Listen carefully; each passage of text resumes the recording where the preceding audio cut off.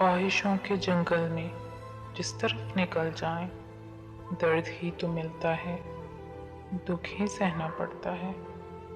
ख्वाहिशों के पेड़ों पर जब खजाएं आती हैं, उम्मीद के सभी पत्ते सूख टूट जाते हैं और फिर शजर यही हसरतें बन जाते हैं।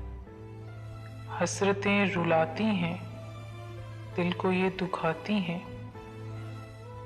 पर सच शुक्र है कि वक्त गुजरता रहता है, जख्म भरने लगता है, दर्द मध्यम पड़ता है और फिर अचानक से खजां रसीदा पेड़ों पर फूल एक खिलता है।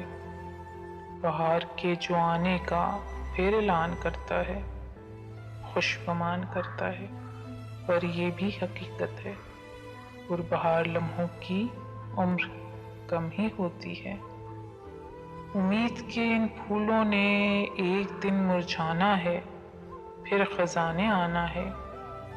खजां के आने जाने में, रोने मुस्कुराने में, बहार की उम्मीदों में वक्त गुजर ही जाता है, उम्र कट ही जाती है। और कैसे कटती है, ये सवाल रहने दो।